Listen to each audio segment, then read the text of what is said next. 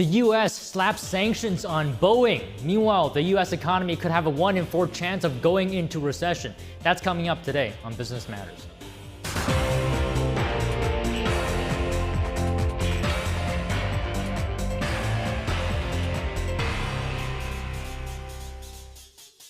Good afternoon, and thank you so much for joining me here today. I'm your host, Don Ma. Starting off with markets as usual.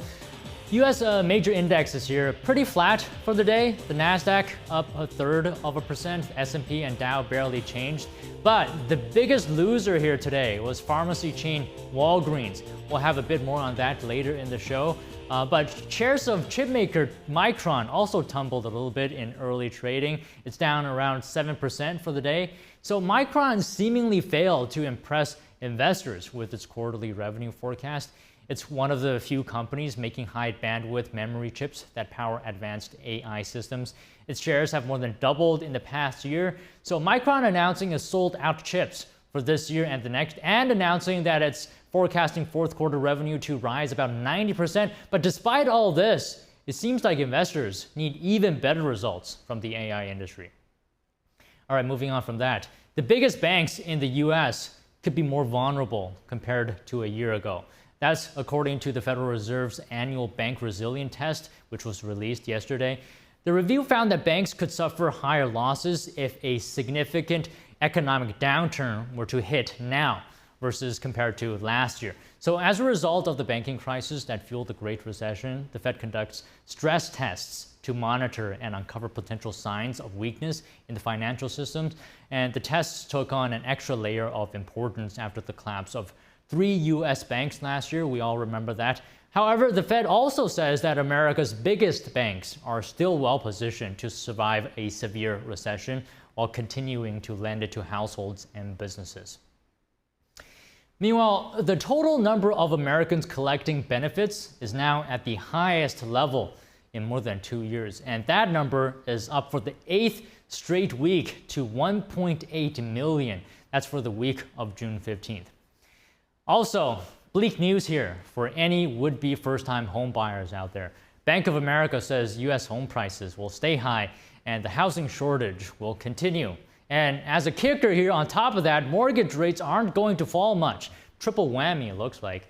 So the bank warned that the U.S. housing market is stuck and it's going to remain stuck until 2026 or even later. The median price of a previously owned home is up for the 11th month straight to a record $419,300. Plus, those who may want to sell are in a lock-in effect. So this is when they bought their home locked in with low mortgage rates. But to buy now at current rates would require paying much more monthly on interest alone. Now, Bank of America expects the lock-in effect to hold for another 6 to 8 years. All right, on to the economy. Latest data shows that the U.S. is growing at the slowest pace since spring 2022. And this is based on official GDP data. So then the question is, how exactly is the U.S. economy doing? Are we going to face a recession? I asked these questions to the chief U.S. economist at S&P Global Ratings, Satyam Pandey. All right, thank you so much for your time today, Satyam. Pleasure to have you on the show. So let's talk about the health of the economy here. We had a number of economic data out recently, including today, the third GDP estimate for quarter one. Just give us a general view here. What kind of picture is it painting based on the data? Well, there are some mixed signals that are coming through, but the GDP growth rate, we expect it to come below the long-run potential for some period in the coming quarters. So that will get us to about 1.8% on a year-over-year basis in the fourth quarter of this year. Given how strong last year's second half was, that still makes it look like this year's annual average basis is going to be 2.5. So there is a bit of a statistical caveat here, where this year, even though it's going to be the same as last year's annual average, we are actually slowing down as the quarter goes by, versus last year we were actually picking up growth. For next year, we have it at 1.7%. which is below long-run potential. That's the correction year, and it starts to move back up again as the Fed lowers its rates. What are the chances of a recession coming on? So right now we peg a recession probability of about 25 to 30%, for a recession starting within the next 12 months. And there are reasons for that. That's an elevated, twice the normal that you would expect in a given time. And there are reasons for that, especially one that comes from the Federal Reserve themselves, holding the interest rate as restrictive as they are right now. And given some of the geopolitical uncertainty in this world, we think that the risk of a recession is still a bit elevated than not. Right. I mean, it's not for sure. I mean, 1 in 4 chance. The likelihood of a recession is on the side that it won't happen, but it's still not something we should scoff at, right? Because we're talking about millions of people, thousands of people potentially losing their jobs. Tell us more about that. Well, recessions in general, they come in different forms. At the moment, at least, we are of the view, even if there were to be a downturn in the economy, it may be more of a cyclical correction rather than, for example, what we saw back in 2007, 2008, 9, where there was a big financial crisis. The financial stability report that came out of the Fed shows that we're not too worried about the financial stability at hand currently. But still, there will be a cyclical correction in the macroeconomy.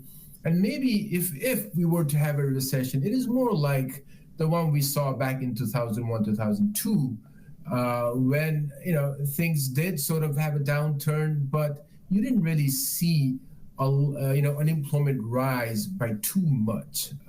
So more of a light version of a recession more than anything else. But again, even that, we don't think that's the baseline case. We're still in the soft landing view, but there's always that chance. Where do you see unemployment rate headed? We think unemployment rate is going to be drifting up from here on now. And it's part of that cyclical correction that one should expect coming in with a below potential real GDP growth that we are forecasting. We think unemployment rate is likely going to top out about 4.5% next year. Right now we're at 4%, and it has been moving up from 3.4% cycle low.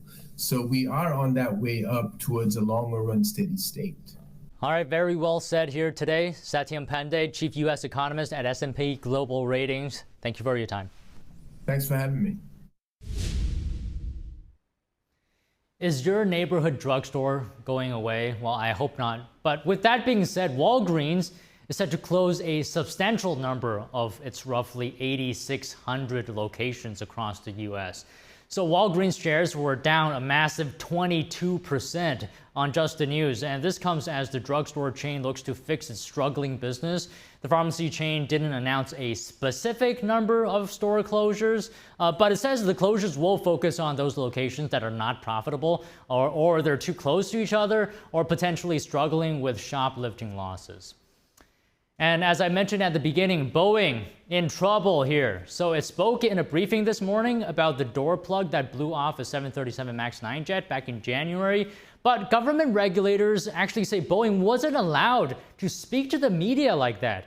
It's now sanctioning Boeing for releasing what it calls non-public investigative information to the media and referring Boeing to the DOJ. The plane maker will also have to appear at an investigative hearing in Washington, D.C. At the press briefing this morning, Boeing said the reason the door plug flew off the 737 in January was that paperwork was never made by a group that fixed it. And as a result of that, no one knew the plug needed bolts after it was put back on. Okay, top YouTubers here, raking in millions upon millions of dollars more every year, and the king of them all, Mr. Beast, earning around $82 million last year. But what's it like for less famous YouTubers who don't have 300 million subscribers? Well, we asked them. YouTuber Mr. Beast made $82 million last year. Comedy duo Rhett and Link, $35 million. Boxer Jake Paul, $34 million. These top YouTubers get millions of views per video and millions of dollars from the ensuing advertising. But for most, the situation is different. It kind of comes and goes in waves. Sometimes are better than others. It really depends. With what we do in particular, it's so dependent on what's happening in the industry that whenever there's a lull, that hurts us as well. Andre Seegers is the founder of Game Explain, a channel that makes around 6 figures. Seegers has been running Game Explain for 15 years. Even then, it was a struggle to build up a audience big enough where it was possible to sustain myself. And that was before, almost everyone had seemingly had a YouTube channel, meaning there's more competition now than ever. To be successful, Seegers believes you either have to be the best at what you do or find something unique no one else is doing. Others use YouTube to complement existing businesses. YouTube's one of the credibility pieces as a part of a business. And you can determine to the public, what is your message? What is your voice? Real estate educator Dutch Mendenhall is not a full-time YouTuber, but he says his channel is important for connecting with customers. My deep dive customers kind of dive deep into YouTube. It also gives a great ability for you to target customers. Like if you put specific education out there or specific information about your business and people raise their hand and they say, hey, I liked that video. YouTube is also a way to get clients. At the time I started YouTube, this was about 7 years ago, I didn't have a lot of subscribers, but I did have a lot of clients from those subscribers. Marketing expert Julia McCoy's channel also complements her business, AI firm Content at Scale. Her channel has grown, along with the popularity of AI. Today, I'm actively building my YouTube channel in AI. It's taking off, getting around 10,000 new subscribers every month. And I'm able to convert those subscribers into podcast listeners and then buyers of our software. McCoy recommends creating a channel that complements an existing product or service. She says this will give creators clarity on what to talk about and connect them with customers. All right, let's take a quick break here. But coming up, we ask a retired United States Air Force Brigadier General where China is beating the U.S. and what should be done about it.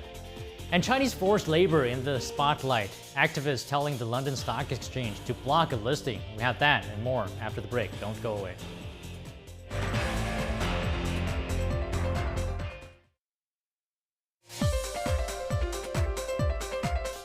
All right, thank you very much for staying with us here. I just have a few more updates to go through with you today.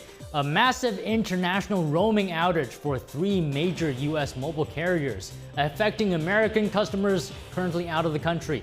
AT&T, T-Mobile, and Verizon confirmed that their U.S. customers traveling abroad are having issues making calls, sending messages, and using data. According to Verizon, roughly 30% of its customer calls and data connections from overseas are not going through. T-Mobile described it as a third-party vendor issue and said they were working with the vendor to resolve it. And the United States today issued fresh sanctions targeting Iran. And this is in response to what it calls continued nuclear escalations. So the Secretary of State says, quote, over the past month, Iran has announced steps to further expand its nuclear program in ways that have no credible peace purpose. And the sanctions are on 3 companies based in the United Arab Emirates, and these companies are accused of helping transport Iranian petroleum or petrochemical products.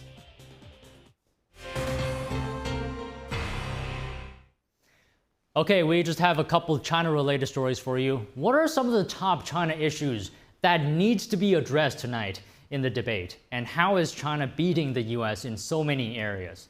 I spoke to retired United States Air Force Brigadier General Robert Spalding. Here's what he said.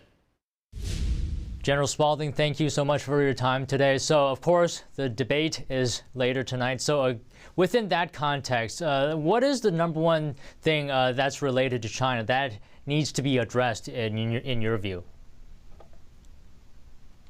Well, I think the number one thing that probably needs to be addressed is the continuing relationship they have with our corporate sector and our financial sector. You know, the fact that they continue to undermine our trade policy, our economic and financial policy, and really influence our political process, to include with, app platforms like TikTok. So really, all aspects of their interaction with the U.S. Is something that should be looked at strenuously by the next administration. All right, let's talk a little bit about U.S.-China competition. Where would you say that the U.S. is losing to China and that China is beating the U.S.? Well, across the technology space, certainly, artificial intelligence, while they're not, dominant in chips, they're working towards it, and they've shown a propensity to steal technology and then also innovate themselves to surpass us. So hypersonics is another one that they're beating us in space. Other than commercial launch, I mean, they are on the other side of the moon. They're doing, a lot of things that our own NASA has trouble keeping up with, and that's because they're investing in these things. But they're also stealing technology, and that comes through our relationship with our labs, with our universities, with our corporations. It's a wholesale effort to basically take technology and use it for their own purposes. And really across the spectrum, they're being dominant in technology. The only thing that they're kind of behind in now, I would say, is chips, very advanced jet engines. Those seem to be things that we've kept dominance in. But again, they're working very hard to both steal and innovate themselves to replace us. So in the items that you mentioned that China is beating the U.S., why is that? Why is China? What is the difference between the U.S. and China that in those aspects that you mentioned, China is winning? Well, for instance, in data, the state can gather as much data as they want against their own population. They're stealing our data. It's widely reported they're redirecting traffic from the United States into China so they can capture that data and then use that to develop their artificial intelligence. And that's essentially that, and their very much lack of inhibitions in terms of how they use AI. And I think in hypersonics, they're just launching more hypersonic vehicles. And we did that for a time, and then we stopped doing it. So there was a time during the Cold War we were spending 2% of GDP on research and technology, and we stopped that after the end of the Cold War. Well, the Chinese haven't. In fact, they've accelerated that. So not only are they stealing our technology, our scientists want to go over there and work with them because they're the ones that are actually doing the things that we were doing during the first Cold War. Remember, we were developing supersonic aircraft and all of these capabilities. The space race was happening. We were sending scientists and engineers to university on behalf of national security scholarships. So we were really, competing in more of an economic and technological capability than we are now, whereas China's kind of replaced us. So if you think about the relative position between the U.S. and the Soviet Union, today, China's like America was back during the first Cold War, and we're like the Soviet Union. A lot of these things like Ukraine and Korea and, certainly the Middle East, we're spending money on those wars. We're going bankrupt, just like the Soviet Union was going bankrupt. And rather than cutting them off from having access to our technology, talent, and capital, we're just letting them take it. And then they're investing money in the same ways we were investing money during the first Cold War. So the roles have been reversed, and that's because they studied how we won the Cold War with the Soviet Union. So their goal is to demoralize us, bankrupt us, and slowly, dissolve the nation that we know and love. All right. Well, I wish we had more time, but that's all for today. Thank you very much for your time. Thank you.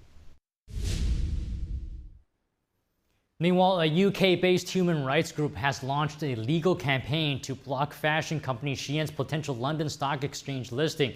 It's over concerns of forced labor being used in its Chinese factories. NTD's Sean Marshall has more. Chinese fast fashion retailer Shein's potential UK IPO listing is under fire over forced labor concerns. Shein has been accused of using forced labor in the Chinese factories that make its clothing. Specifically, the factories in Xinjiang, the area of China where Uyghur Muslims are persecuted by the Chinese Communist Party. Stop Uyghur Genocide, a UK human rights group opposing the listing, said, "Our investment community must not support companies like Shein who are reportedly linked to the Chinese state and which we believe may enable the ongoing genocidal policies against Uyghurs." Shein denied the accusations, saying it doesn't tolerate forced labor. This battle playing out in the UK already happened in the US. Shein has already attempted to list on the New York Stock Exchange but was turned down. It's not yet clear how the London Stock Exchange will respond. Sean Marshall, NTD News. All right, back here in the US, Taco Bell entering the fast food value meal wars. So the chain announcing that it's going to start offering the Lux Cravings box. It says the meal includes 4 of its most popular items. That's including Chalupa Supreme Taco, beefy 5-layer burrito, a double stacked taco, chips with nacho cheese sauce, plus a drink for $7. So the box meal is a 5% discount, rather a 55% discount compared to buying everything separately. And the deal is available until September. Burger King, McDonald's, and Starbucks have also released value deals offers to lure back cash-strapped consumers. And this 4th of July fireworks won't be the only thing that's reaching the sky, because the cost of a holiday cookout is going to do that as well. A survey from the U.S. Farm Bureau found that costs will be about 5% higher this year. Based on its calculations, a cookout with 10 people will cost an average of $71.22. And the Organization of Farmers and Ranchers looked at the price of 2 pounds of beef. It's up 11%.